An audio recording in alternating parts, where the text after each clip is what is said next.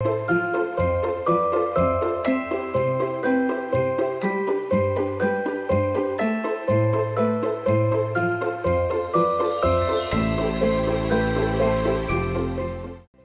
காலம் 2ஆம் வாரம் புதன்கிழமை.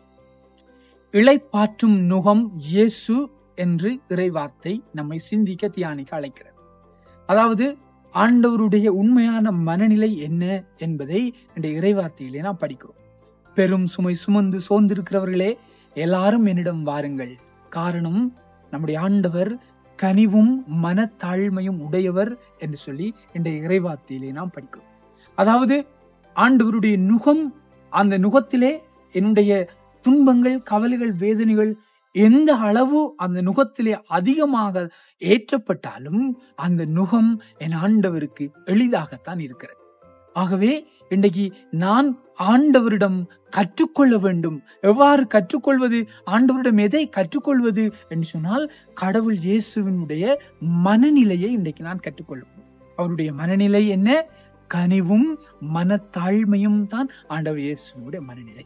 அதனைத்தான் நாம் எபிரேயருக்கு எழுதிய கடிதத்திலே 4ஆம் அதிகாரம் 11வது வசனத்திலே நாம் படிக்கிறோம்.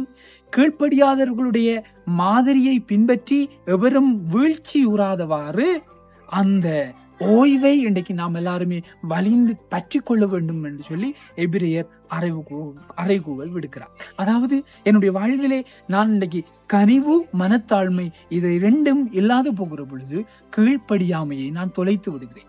அந்த கீழ்ப்படியாமை என்னுடைய வாழ்விலே தொலைகிற பொழுது ஆண்டவருடைய அருள் ஆசீர், அவர் எனக்கு கொடுக்கக்கூடிய ஓய்வு, அந்த ஒரு பாக்கியம், சந்தோஷம், அதையும் இன்றைக்கு நான் தொலைத்து விடுகிறேன். சுமையோடு நான் வாழ பழகி கொள்ளுகிறேன்.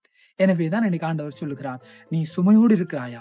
பெரும் சுமை சோர்ந்திருக்கிறாயா?